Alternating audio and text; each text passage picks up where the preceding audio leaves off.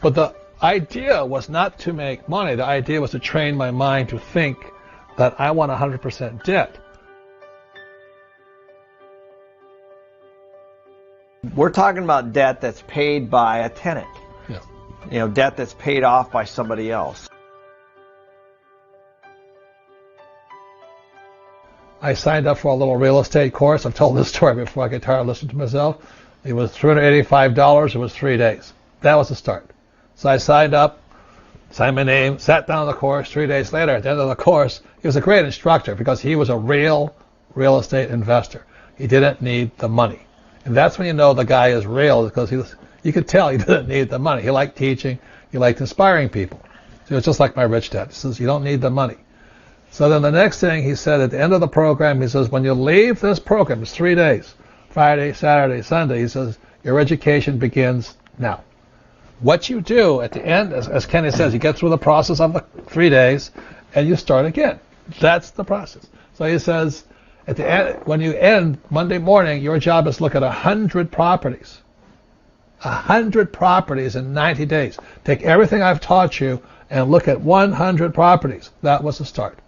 So naturally, if 30 guys and 35 guys in a class, they all say, okay, yeah, we'll all do it. We all break into little teams. And as you know, by Tuesday, they all quit because they're too busy. You know, they got to the school, they didn't start here again. But there's 3 or 4 other guys and I, we stayed through it, and we went to real estate agents, went through the little files. It was really antiquated ways of MLS, multiple listing services. We were looking for little dinky deals, small deals, because that's all we could afford. We didn't have any money. So we kept looking, you know, go knocking on doors at real estate agents, and, you know, realtors, they're not the best investors, are they? No. They're all focused on commissions, normally. And I go knock on the doors, and the first thing they say to me, you can't do that here. This is Hawaii. You can do that in mainland, in California, Nebraska, but you can't do it here in Hawaii. And that's the first thing one of the first things my advisor said is that's what losers will tell you. You can't do that here. Look, somebody is doing it here. May not be the real estate agent, but it might be you. So I knocked on the doors. We'd find these deals. We had to go look at them, and we had to write down. You know, it was a 3-bedroom, 2-bath, 65. Back then it was $65,000. It was a lot of money in Hawaii. Now they're $4 million. And so at the end of 90 days, we had 100 of these. And it was day and night. We just kept going until we got it done. And that was the process. That's right. At the end of the process, I'd gone through 100 deals. And it was like, wow. I learned more going through the process, talking to real estate agents, knocking on doors, looking at different properties. And finally, I was desperate. This guy says, well, I got what you're looking for on the island of Maui. Now, most people think Maui is too expensive. How can that be? How can Maui be affordable? But that's your block. So I flew over to Maui. I found this little 1-bedroom, 1-bath condo right in Ka'anapali, the richest place on earth. Little 1-bedroom, 1-bath condo for $18,000. I went, holy mackerel. But the deal was I could not use any of my money. That was, the advisor said, I'm going to teach you so you'll never need to use your money again. If you can raise capital, you'll always be a rich man. So I said, okay. So I go to this little $18,000 unit, little dinky thing. $18,000. I said, what's the price on it? He says, how much do I put down? He says, $2,000 or $1,800. 10% down. It was a foreclosure. I broke up my credit card and I bought it. So I had no money in the deal, and I made $25 a month. No money in the deal, $25 a month.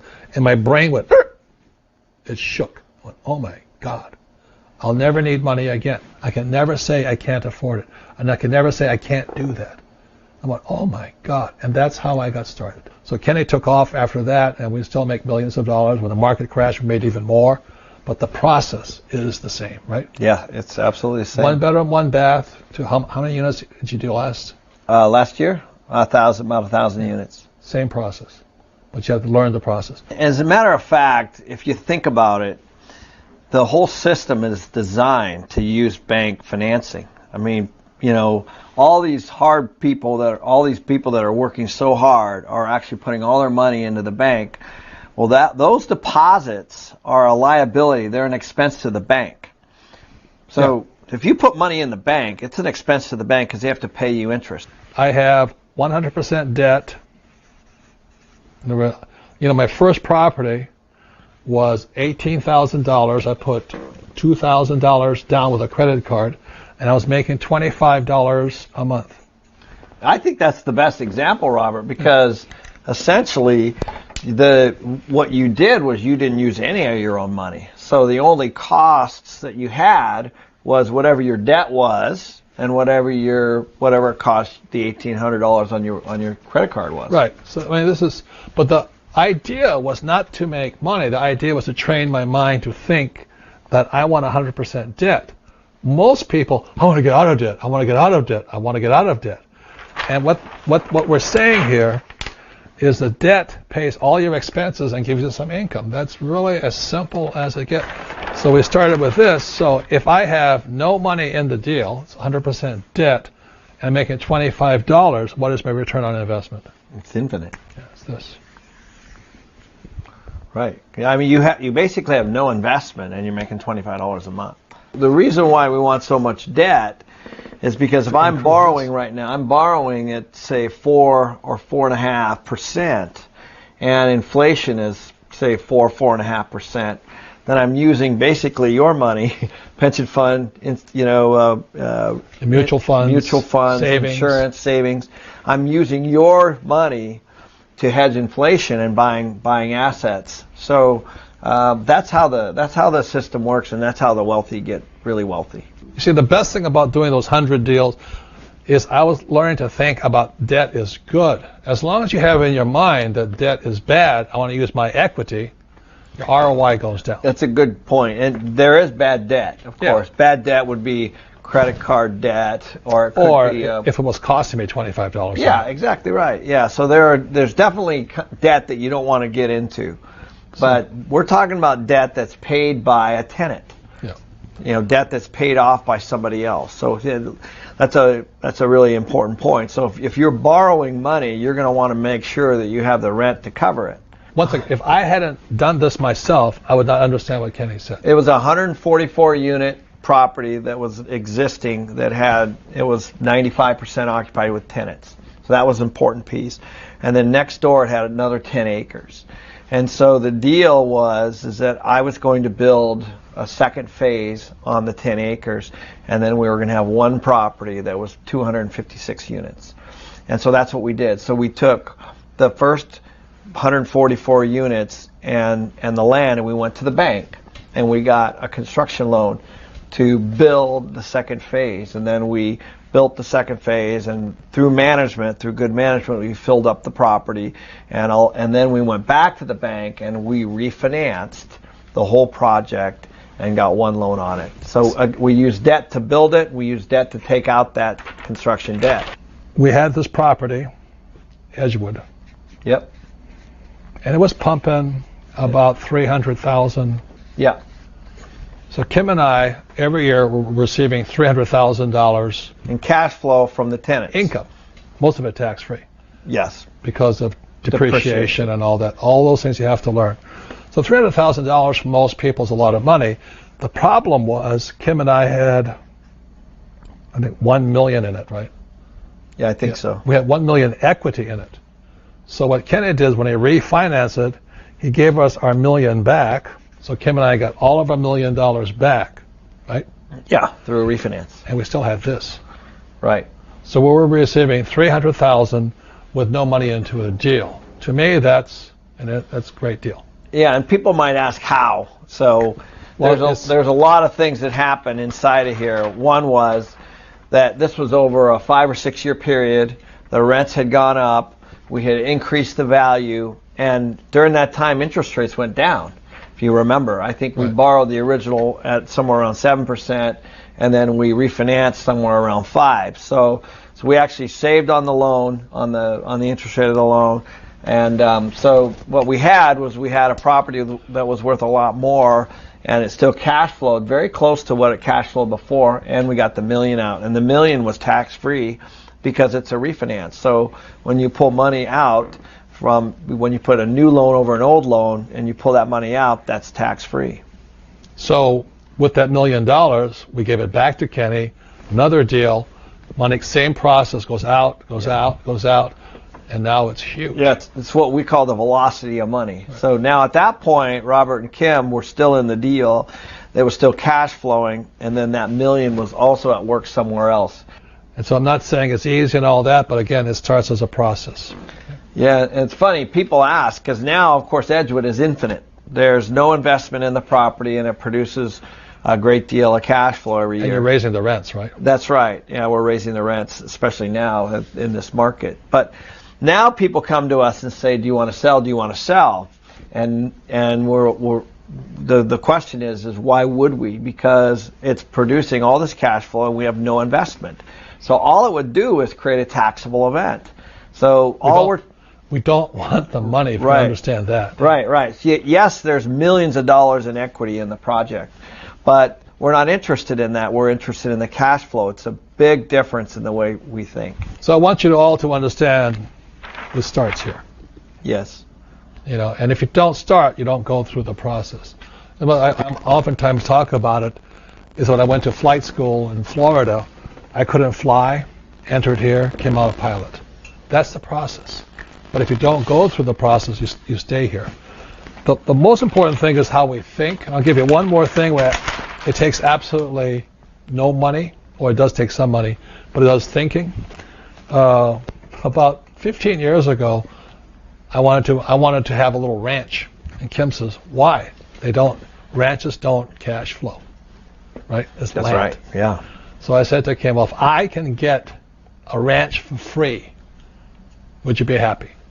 And she says, show me. Yeah. The point here is this: it's only up here. So I went wandering around all over the Southwest and Tombstone and Bisbee, Arizona, and all this. I'm looking for a property I can get for free. That was a challenge.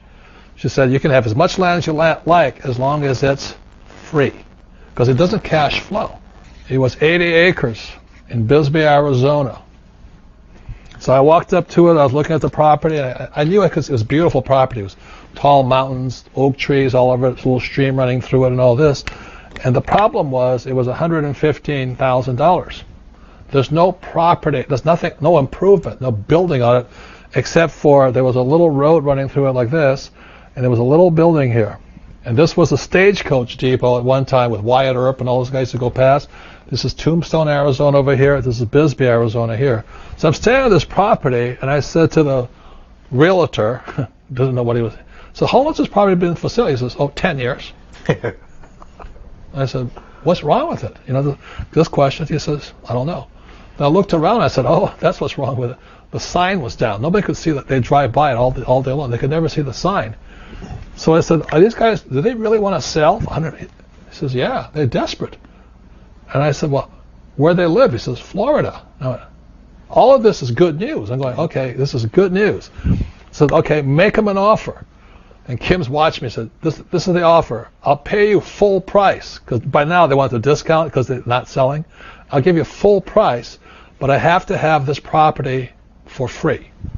And I will pay you in 1 year. I'll pay the whole thing in 1 year. So basically it's called, I took a note, right?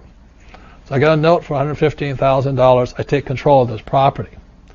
This little building here, I put $25,000 into it, and this was the stream was running like this through it, and I built a little cabin right there.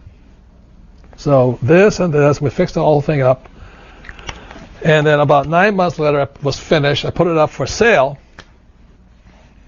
and we sold that. We sold 30 acres.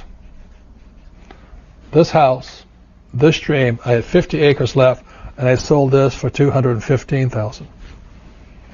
So at the end of the deal, it's only going on in my head. We get 50 acres, and I put, after expenses, let's say about $80,000 in my pocket, and I had that land for free. So these guys are happy. I'm happy. Got my 50 acres. I never see it anymore. It's still beautiful. But that's how money is made from your head, just by understanding things. It's all education, and this here happens every day somewhere, every single day.